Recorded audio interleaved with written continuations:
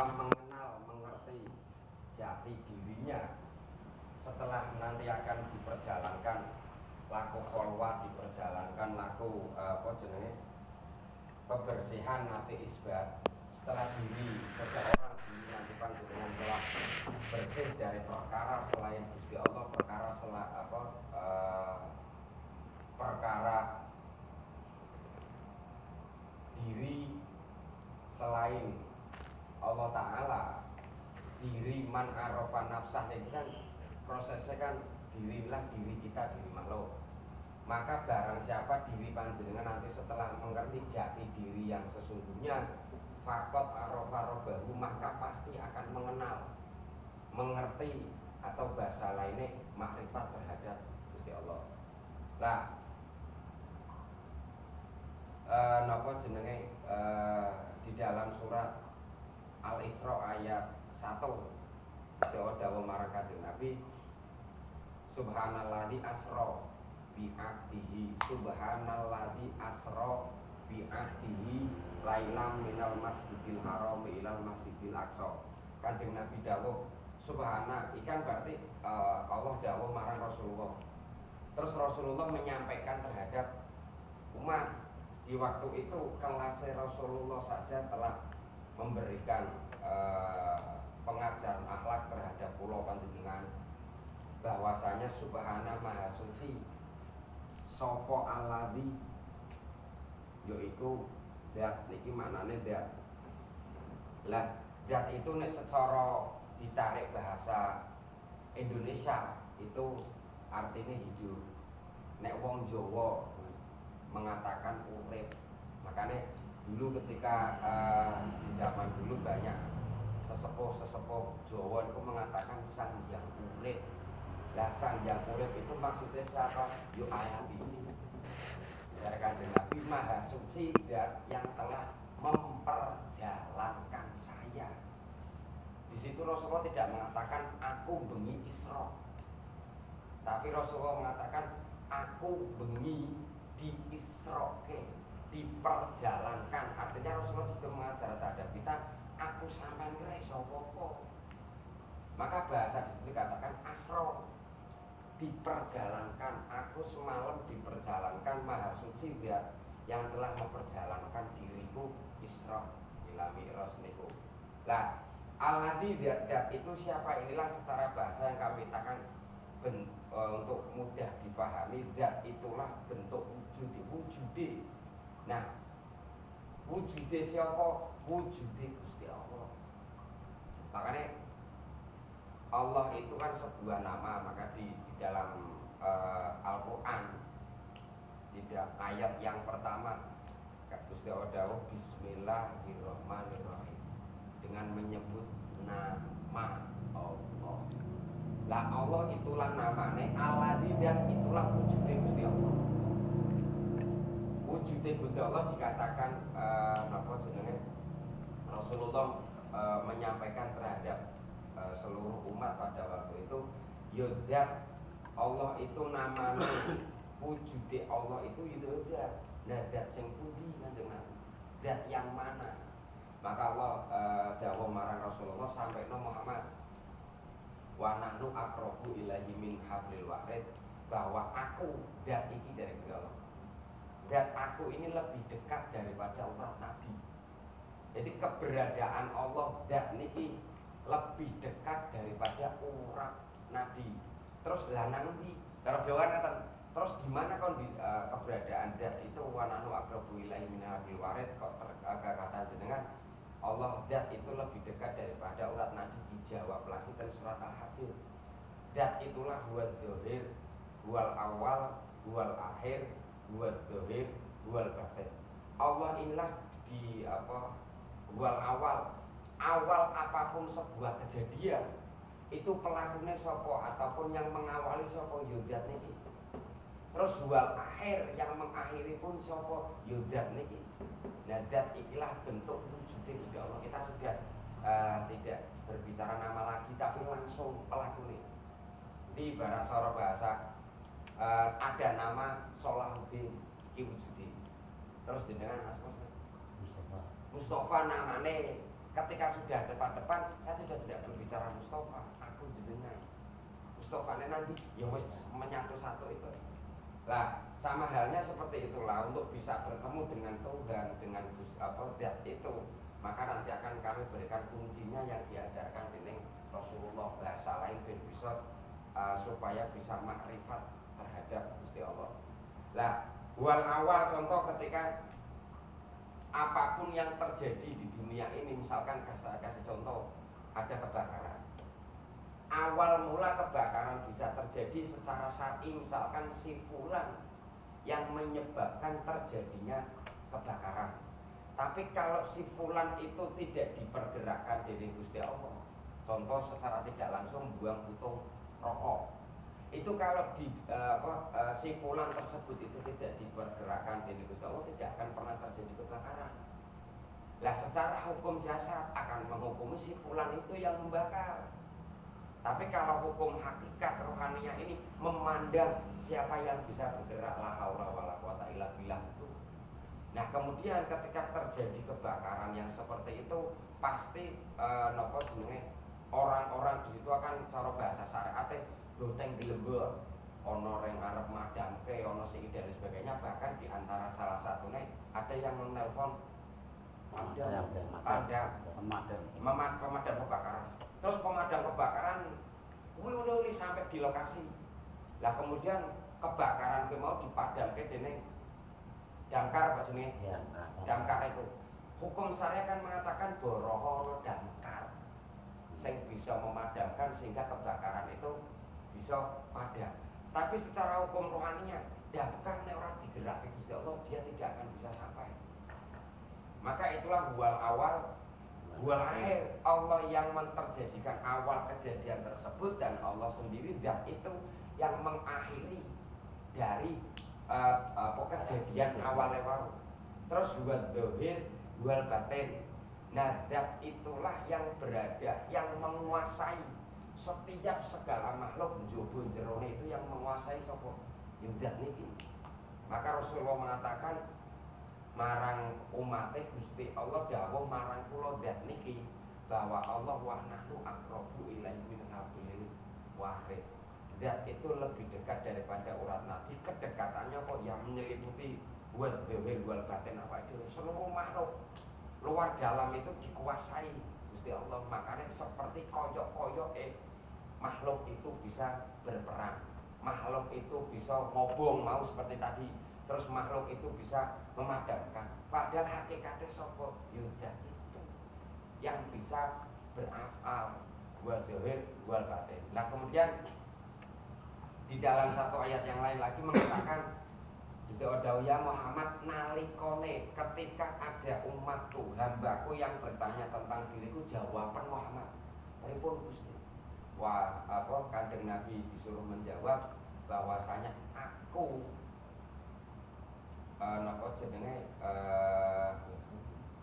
di dalam suratnya saya lupa, dan nanti bisa di cross check. Di situ Allah mengatakan ketika ada hambaku yang bertanya tentang diriku ya Muhammad, jawaban fa inni qarib. Sebenarnya diriku itu sangat dekat, Gusti Allah. Dan ini berbicara sama Rasulullah. Gusti Allah dawuh bahwa zat itu lebih sangat dekat, bahkan kedekatannya dengan diri kita lebih dekat daripada urat nadi. Lah, beliaulah zat itu yang menguasai luar dalam pulau panjenengan. Nah, untuk bisa makrifat, untuk bisa sampai terhadap Tuhan atau bahasa lain, untuk bisa mengenali bertemu makrifat marang Gusti Allah, inilah kunci yang diberikan Rasulullah.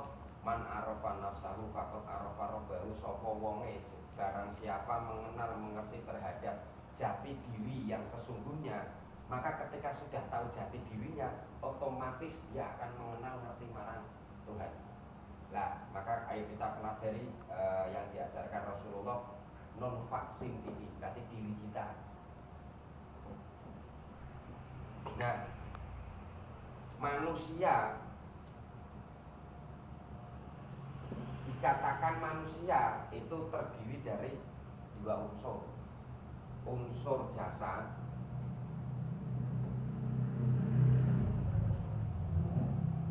secara pada zaman dahulu Nabi Adam, jasad ini diciptakan dari tanah. Maka setelah manusia itu purna dengan tugasnya di muka bumi, jasad ini akan dikembalikan lagi ke tanah. Coro wong Islam. Lah, jasad diri kita ketika sudah meninggal ora usah repot-repot. Jenengan tidak perlu mandi sendiri, sudah ada yang memandikan. Ora perlu siaran dhewe nang musala. Innalillahi aku mati ra perlu. Wis ana tugase yang semiake. Kemudian sudah wis ana tugase yang mengangkat keranda sampai ada tugasnya sendiri yang ditugaskan duduk liang lahat. Ada jadi di situ jasad tidak usah pusing-pusing karena jasad ini wis ana sing ngeter, cara bahasa sudah ada yang mengurusi. Tapi kondisi rohaniah kula panjenengan, kalau kondisi rohaniah ketika meninggal kok belum tahu jalannya pulang, dia tidak akan pernah bisa kembali. Maka itu diterangkan di dalam surat Al-Isra ayat 72, "Maka fi hadhihi a'ma fa huwa fil akhirati a'ma wa adhuru sabila." Barang siapa di dunia ini, rohaniah ini hukum roh bukan jasad, rohaniah ini belum bisa bertemu, belum bisa makrifat terhadapku, fi hadhihi a'ma, maka di akhirat pun si rohaniah tersebut tidak akan pernah bisa bertemu denganku. Artinya apa? Ya dia ini ra iso bali. Wa adhuru sabila, bahkan dia akan tersesat. Karena nopo kondisi rohaniah masih dalam keadaan buta. Contoh, ketika jenengan posisi ten mriki secara jasad ini kan jenengan saged wangsul krana kondisi mripat terbuka. Nah, coba jenengan punten mripate tak tutupi. Saged wangsul mboten saged. Sama juga dengan rohaniah di rohaniah diri kita. Kalau rohaniah ini belum bisa bertemu, artinya kita terhadap Allah, maka nalika kula panjenengan pejah ra iso bali. Ana loro jalane. Lah, yang buta. Lagu rohaniah. Terus mafhum mukhalafah dari ayat Al-Isra 72 niku, kalau di dunia sudah makrifat, sudah bertemu terhadap Allah, maka dia baru yang akan bisa kembali. Berarti ketentuannya kapan? Saiki. Ini kondisi rohaniah. Kalau secara hukum jasad kan ngenteni mati. Karena penghukumannya jasad. Kalau rohaniah, kalau hukum hakikat marifat ini hukum tentang rohaniah. Jadi ketentuannya kapan? Di ayat itu diterangkan jelas-jelas. Sekarang saiki nalika kula jenengan si urip oke. Nek urung marifat terhadap Allah tidak akan pernah kembali. Lah, dikatakan manusia terdiri dari jasad dan roh. Baru sempurna dikatakan manusia. Kalau manusia ada nemong jasad tok, ora ana rohe cara bahasa, jenenge napa? Mayit. Manusane kan ilang. Krana wis ora ana rohaniah. Lah, diri roh ini Pak, sebelum diutus Gusti Allah ke dalam kandungan, niki diri kula panjenengan dibaikaken Gusti Allah. Diceritakan di dalam surat Al-A'raf kalau tidak salah. Allah dawuh marang rohaniah seluruh, berarti kabeh seluruhnya didhawuhi. Alastu birabbikum hero. Seksenono aku iku pangeranmu. Sira arep tak utus ning alam utusan. Berarti cara proses berarti wau ten alam kandungan. Tapi siap ra dirimu hero, ketika tak utus ke alam utusan, dirimu hanya puja-mujine terhadapku, hanya menyembah terhadapku, tidak menyekutukan diriku dari Gusti Allah. Kemudian rohaniah kula panjenengan di alam azal itu menjawab qalu balasyadina. Nggih Gusti, saya bersaksi bahwa panjenengan itu pangeranku. Aku siap muja-muji, aku siap bercinta, aku siap berkasih mesra mung dateng panjenengan. Itu di alam azali Pak. Berarti kondisi rohaniah kalau kalian Gusti Allah panggil boten niku. Di alam azali sebelum kula jenengan dilahirkan alam dunya. Berarti wis ketemu Gusti Allah. Maka kenapa saat ini kena nanti Gusti Allah? Lihatnya nanti ora ketok. Lah itu ada sebab musababah. Ketika kondisi rohaniah kula panjenengan di alam azali ketika sudah dibayar siap sendika 86 mujane berkasih mesrane datang panjenengan. Terus rohaniah kula panjenengan iki ceritakan di dalam dikatakan warna faktu dan kutiupan sebagian rohku, maka rohe diri kula panjenengan kabeh niki ditiupan ke alam kandungan. Nek cara di saat itulah maka cara wong Jawa ana tasyakuran tinggem krana rohe dilebokke. Lah ketika diri rohaniah kula panjenengan iki ditiupkan ke alam kandungan bapak ibu di kandungan ibu niku rohaniah kula panjenengan niki digawani apa disertai. Berarti roh ditiupkan itu bebarengan digawani satu sifat basyariyah dan sifat basirah. Lah diri rohaniah kula panjenengan ketika ditiupkan ke alam kandungan itu dibarengi membawa sifat. Ada sifat yang disertakan Allah terhadap diri kita. Satu sifat basyariyah, dua sifat basirah. Lah sifat basyariyah iki apa, sifat basirah iki napa dijelaskan di dalam surat Yusuf ayat 53. Surat Yusuf ayat 53. Wa ma ubari'un nafsi innan nafsa la amaratu bisu illa ma rahimah rabbi. Bahwasanya ada nafsu yang disertakan dalam diri kita rohaniah niku. Wa ma ubari'un nafsi innan nafsa la amaratu bisu, yang dimana nafsu itu selalu ngajak diri kita roh ini untuk maksiat terhadap Gusti Allah. Sub maksiat. Bahasa syariate maksiat, bahasa hakikate lali luput marang Gusti Allah. Bahasa syariate maksiat, bahasa secara hakikat rohaniah ini akhirnya lupa atas janjinya. Lah memang tergoda nopo, memang diri kita nalika ditiupkan tadi digawani sifat itu, sifat basyariyah dan sifat basirah. Lah sifat basyariyah niki isine nopo? Satu, nafsu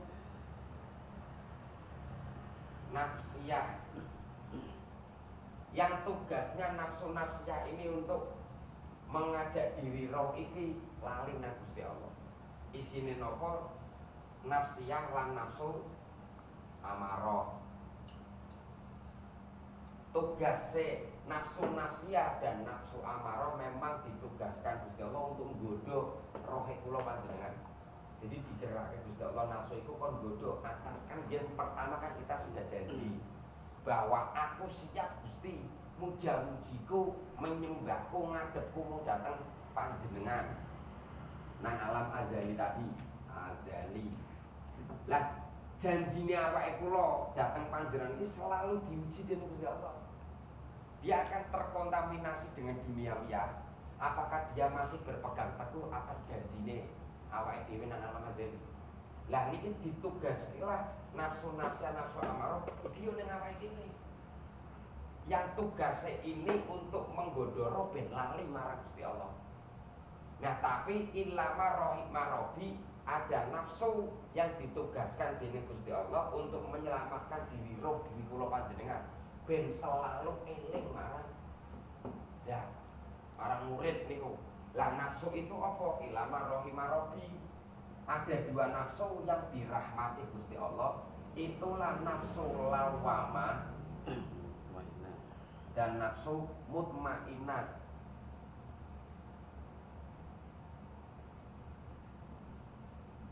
Iki tugasnya napa jenenge mengajak diri kula panjenengan roh ini untuk selalu ingat marang Gusti Allah. Nafsu nafsiyah, nafsu amarah. Nafsu nafsiyah niki tugasnya nggodho marang rohe kula panjenengan lewat akal. Contoh, kal. Nafsu nggodho roh lewat akal. Kal, kowe ngomong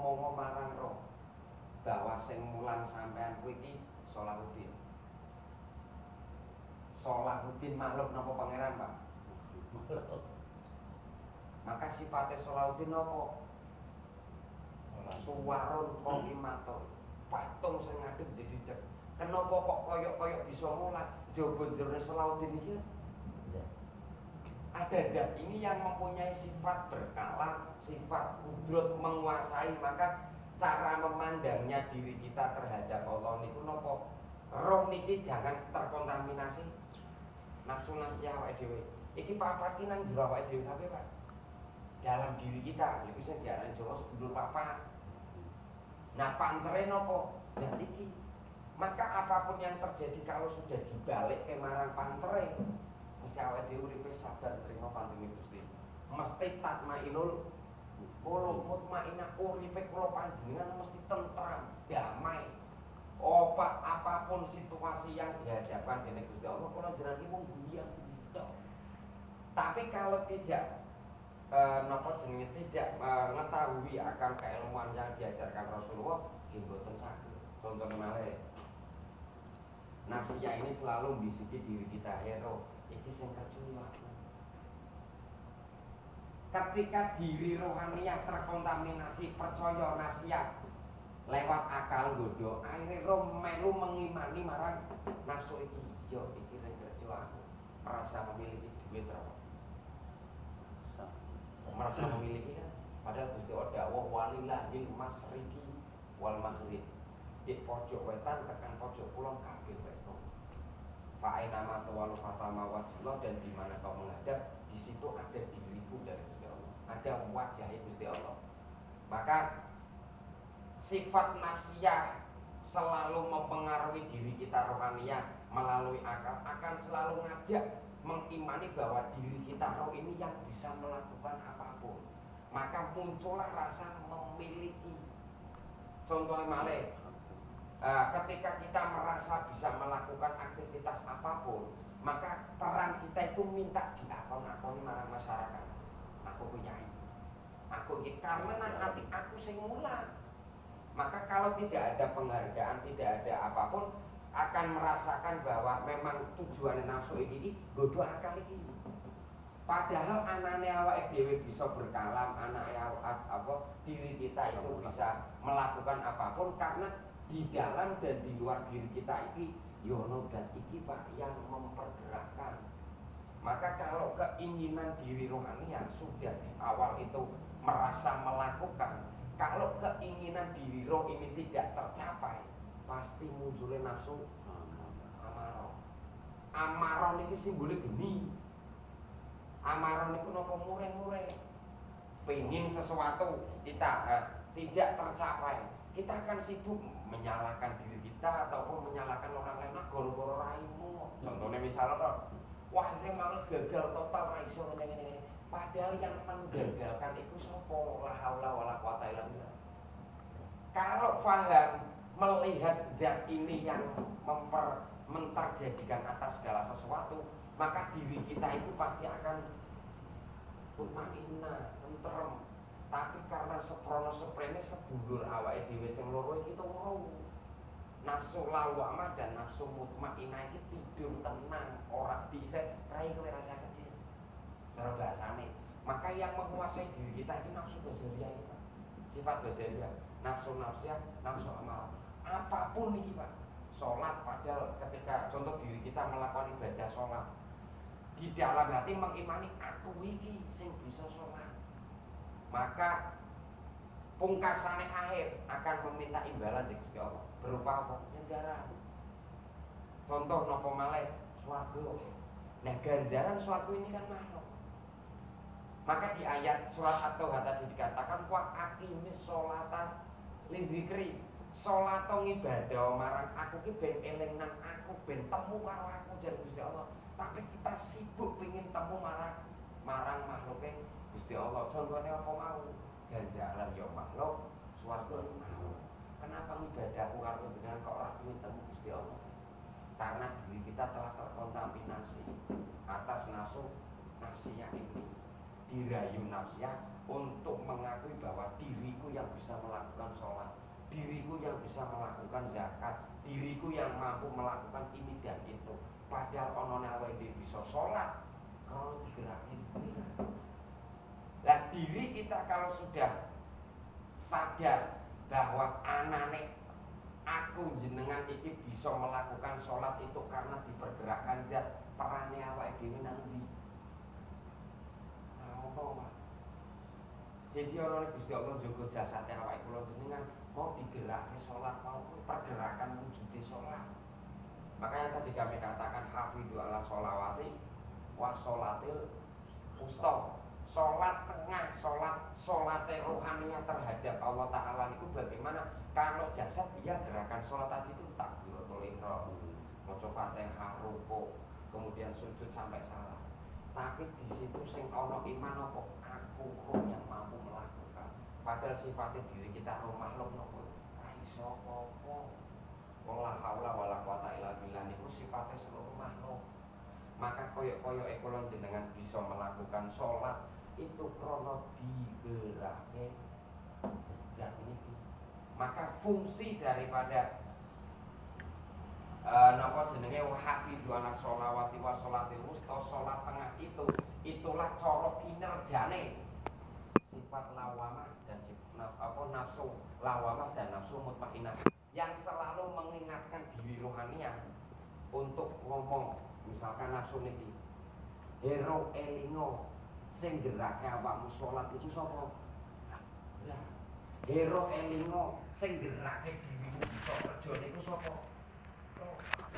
Maka apapun hasilnya kerja, nek di awal diri kula jenengan roh ini sudah menghadap terhadap pelakune, dan niku ora bakal muncul amarah. Dodol ora payu ora meso. Karena napa eling ana nek bisa dodol tanpa digerakkan dia tak iso dodol. Tapi karena diri kita itu terkontaminasi sifat basariah, ana nek aku iki sing bisa mangkat dodol kok keinginan pengin laris ora tercapai, mesti ndersulo. Ora bisa, tidak bisa yang namanya menerima atas takdir Gusti Allah, tidak bisa. Secara mulut, ya iki kondisi roh hati bagaimana? Ini tidak akan pernah bisa kalau belum diberi kanugrahan oleh Allah Ta'ala tentang kajian hati, kajian kolbun, kajian rohaninya, boten saged. Lah maka setelah terjadinya kula panjenengan dipergerakkan mengkaji tentang hukum hakikat untuk bisa sedulur kita ring loro niki dibangunkan karena loro gugah metan. Karena tugas ini yang akan melawan niki. Saat kula jenengan dipergerakkan Gusti Allah, apapun bentuk mau ibadah niku wonten ibadah murni, ada ibadah yang tidak murni. Contoh mangan, kerja, itu ibadah tapi tidak murni. Yang murni apa? Sholat, zakat, dan ngaji. Lah niki Pak, kalau diri kita sudah terkontaminasi ini maksiat karo Gusti Allah. Bentuk maksiat apa? Ngaku-ngaku bisa ngaji. Padahal diri kita bisa ngaji apa? Ya dan iki wadhir wal batin yang mempergerakkan ngaji. Maka di saat itulah nek iki wis tangi, dia akan selalu memerangi nafsu ini. Hero eleng, kowe ngaji iki digerakke Gusti Allah. Hero eleng, dirimu bisa zakat iki krana dipergerakkan dan iki. Maka kita tidak akan diri kita rohani akan selalu sadar bahwasanya apapun pergerakan diri kita itu kabeh yang mempergerakkan adalah zat iki. Contoh tugas zat bukan tugas, tanggung jawab sifat dan melayani kula panjenengan 24 jam tanpa henti. Jenengan sadar kapan butuh minum jadwal, tapi di jadwal kabeh rene nalika jasate ngorong den dombeni siap. Kok minum Pak, jasate ngorong. Lah kondisi jasad boleh seperti materi semalam kalau sampai akhir jasad ketemu jasad, ketemu banyune, tapi bukan banyu iki sing bisa nyebabke nelake. Karena wal batin banyu iki ana sifat zat yang bisa membuat nelake iki hilang. Bukan makhluk banyu iki sing bisa ndadekke nelake hilang. Lah niki sing jenenge diri kita rohaniah iki sudah mengimani bahwasanya bukan makhluk itu yang bisa membuat ngelake hilang, tapi ono zat itu yang menterjadikan ngelake hilang. Lah kita pun tidak pernah tahu kapan diro kepek itu cuma tahu. Jenengan apa diri kita punya jadwal jam sekian minum, jam sekian makan, terus jam sekian kudu tak toke. Itu bentuk nolak dan iki Pak. Melayani kula panjenengan 24 jam tanpa henti. Wayah butuh kita digerake maem. Wayah jero butuh digerake minum. Wayah kebek Gusti Allah yang ngetok. Nah, coba kalau tidak ada Gusti Allah, wis mintip-mintip kudu metu Gusti orang melayani. Nah, penyakit. Lah penyakit itu bersumber dari napa penyakite ati kula panjenengan iki sumber penyakite karena diri roh terkontaminasi nafsu-nafsu yang ngaku-ngaku bisa nglakoni. Awal mula kejadian seluruh penyakit riya, takabur, terus ngrendahke wong, minta dihargai karena diri kita itu mampu merasa melakukan. Maka diri kita harus sadar menyadari bahwasanya diri kita di luar diri kita niku kabeh dadi sing mempergerakkan. Lah niki jenengan jalan terus, nanti Allah akan benar-benar memfanakan diri panjenengan nalika niku yang tadinya jenengan melihat wis dipaksa aja ngimani makhluke sing mempergerak, yang bisa bergerak ngonek-ngonek awake dhewe. Jadi jenengan secara jasad boleh bertemu dengan jasad, rohaniah kula panjenengan iman iki kudu ketemu sing menguasai. Contoh Rasulullah di saat itu diuji dening Gusti Allah melalui wong waduk Yahudi. Setiap saat niku wong Yahudi niku buta matane Pak, matahari mripate buta. Setiap hari di bulan apa bahasa disuapi dening Rasulullah. Kuwi ketika disuapi iki ne Pak mulute, kuwi karo ngonek-ngonek Rasulullah. Maido cara wong Jawa. Tapi kenapa Rasulullah kok ora jengkel? Malah dengan bekas dikek apa tambah melas. Diulangi dilewer sithik, serbeti nganggo tisu cara saiki. Iku karena Rasulullah imane tidak memandang makhluk Yahudi mau sing bisa ngonek-ngonek aku. Tapi beliau memandang yo kekasihku iki ndak yang menguasai luar dalame Yahudi iki sedang menguji diriku. Karena diriku melihat kekasihku, maka saya tidak terkontaminasi nafsu amal. Nek nyong jenengan wah ipal Pak. Raimu ora ngeteni karo aku. Ancur apa dhewe mesti kuwi. Lah itulah kuncine Rasulullah. Kenapa bisa iki lho kunciku?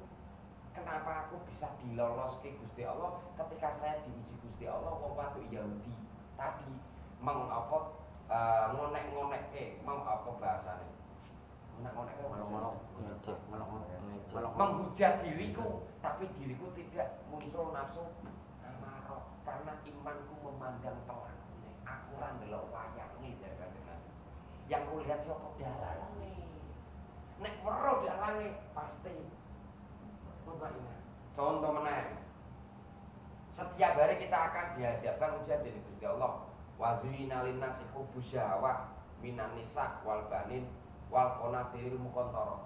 Nafsu iki menggoda diri kita. Allah menterjadikan, mempergerakkan nguji awake dhewe pertama melalui napa minan nisa bojo. Sing ngaji lanange, sing digerake nguji waduke. Sing ngaji waduke, sing digerake nguji lanange atau orang sekitar. Lah niku Pak memang itulah skenario dari Tuhan, skenario dari Sang Yang Ahad dalam iku muji kula panjenengan ben diri nafsu-nafsunya, diri nafsahu diri kita itu ben suci. Nah, kalau diri kita memandang bojo kuwi bisa muring-muring, mesti maksud diri kita akan terkontaminasi dari Tuhan. Karena mengimani wong waduk iso main doa. Kowe ku manteni mau misal iku kira-kira apa gelok awake dhewe. Lah, nafsu amarah niku bisa mau secara kontake jasate ngamuk. Nek jasad ora ngamuk cangkeme awake dhewe. Sing ora iso kontrol, iso ngonekke dan sebagainya iki amarah. Nek amarah yang paling besar apa brindel nang ati ora trimo. Nah ora trimo niki karena kita memandang bojo iku duweni kuwasa bisa nyalah-nyalahke awake dhewe. Tapi kalau sudah mengkaji tentang hakikat niki pandanglah kuwi zat ki sik menguji awake dhewe. Nek awake dhewe terkontaminasi marang nafsu-nafsu, hero kuwi sing ngomel-ngomel bojomu, pasti awake kula jenengan jengkel, Pak. Jengkel. Tapi nek iki pasti akan muncul, Pak. Hero kuwi bojomu ki sing digeraki Gusti Allah uji awakmu. Pandangan ndate, deloken ndate.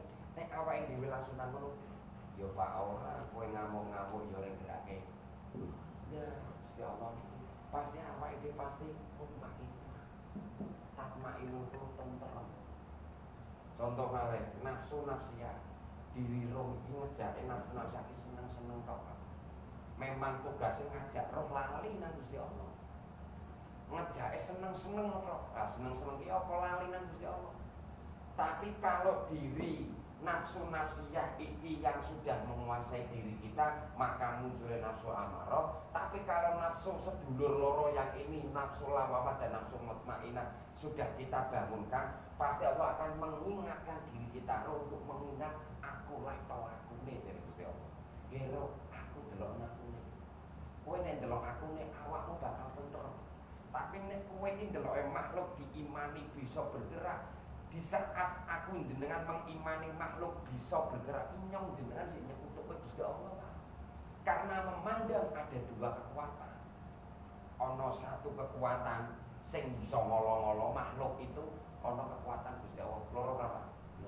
Nyekutuk Gusti Allah, maca Gusti Allah, la haula billah haula wala quwata. Aku yang mempergerakkan dirimu, aku yang mempergerakkan seluruh makhluk. Maka di saat Allah muji kula panjenengan lewat bojo, mbakyu, anak, minanisa iku bahasane di situ bojo wong wadok, tapi maksudnya bukan wadok bojo. Berarti sing ngaji lanang wadok sing digerake nggodho, sing ngaji wadok sing digerake nggodho lanange atau orang sekitar. Iku maksudnya ayat minanisa. Tapi nek dihukumi dari tulisan dohire ayat, ya wae dhewe nyala-nyalake wong wadok terus warga wong lanang tok kan nak meni. Jadi ikilah kita krono di awal bewes terjebak ning nggon makna itu, akhirnya merasa wong lanang derajate luwih dhuwur di wong wadon. Padahal tidak seperti itu. Lah, minan nisa wal banin anak. Allah memuji diri kita melalui anak. Jobo jerone anak sing nguasai sinten? Dada.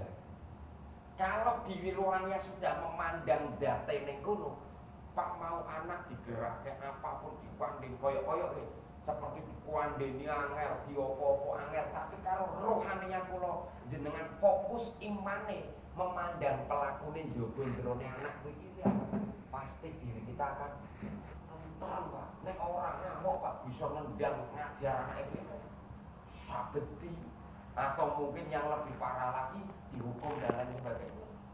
Nah karena nopo awal mula inpute kula jenengan ki wis kleru mengimani anak kuwi iki bisa nglakoni salah. Atau anak itu bisa nglakoni apapun sing ora sesuai dengan karepane awake dhewe. Iki wis salah kaprah awake dhewe. Kleru. Lah kuwi ning kono awake dhewe sik dipelok. Ngaku-ngaku bisa. Ngaku-ngaku bisa memang awake dhewe pengeran. Maka kan di dalam kitab hikam di situ dikatakan di resep atau ilah arif nafsaka minatadil hero diri kita istirahat awakmu seperti itu sing ngatur aku dari Gusti Allah. Maka istirahatlah, ojo ngatur-ngatur pengaturanku. Tapi seperti yang jenengan ngatur Gusti Allah kan tidak kita sadari. Maka mulai sekarang istirahatkan. Bentuk istirahatnya nopo pandanglah diriku dari Gusti Allah. Aku ini yang berakal di setiap apapun kejadian. Maka pandanglah aku dengan iman.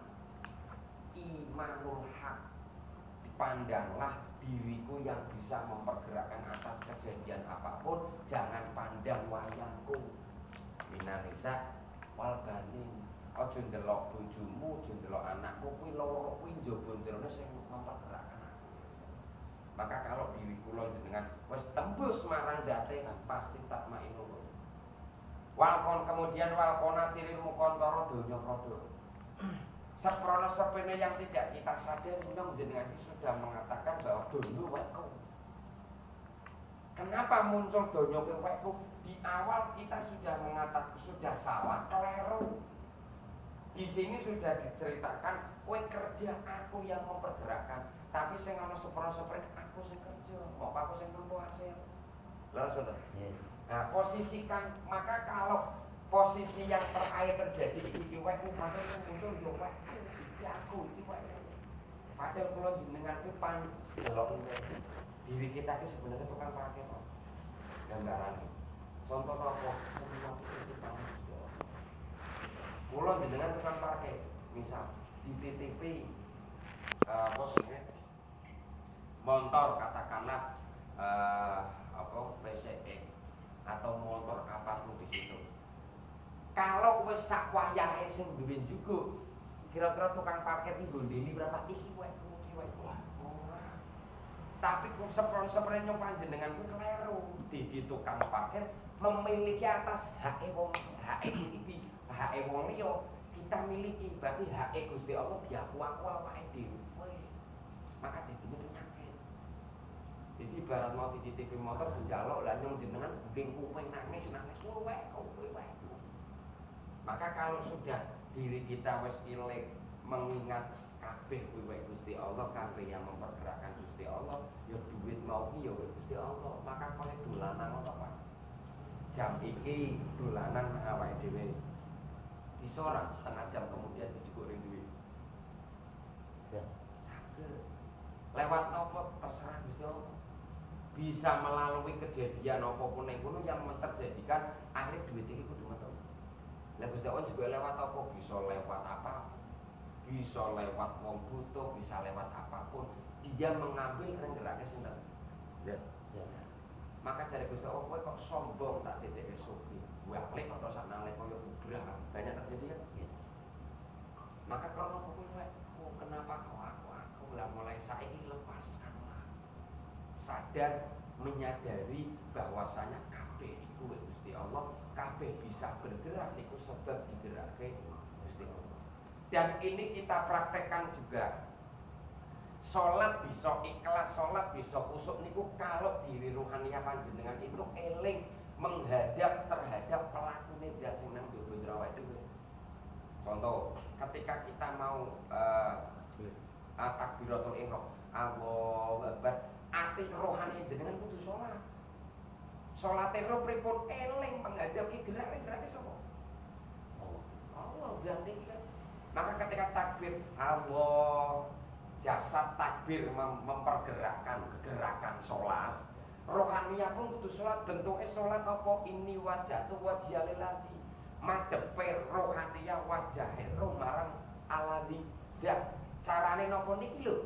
Allah Akbar, pandanglah wajah roh niku napa? Imanul hak wajah roh. Imanul hak, iman sing bener. Pandanglah dengan imanul hak, sadar dan menyadari bahwasane kabeh awake bisa bergerak itu krana digerakake Gusti Allah. Maka Allah Akbar, rohaniah sing buka madhep marang zate nganggo iman, cara wong biyen nganggo rasa. Bisanya bergerak takbir krana digerakake Allah niku. Maka Allah Akbar, roh madhep iki takbir yang mempergerakkan takbir iki yo ya. Sampai niat, sampai maca Fatihah, alhamdulillahirabbil alamin.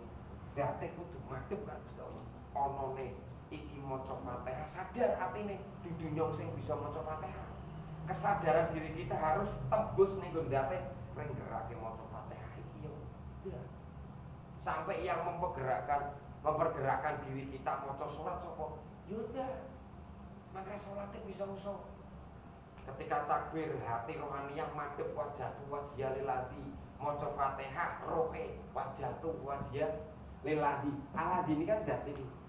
Maka menghadap sampai mau maca surat, gerake rukuk, Allahu Akbar, rohe mengimani menghadap marang dat iki rukuk ring gerake yo dat.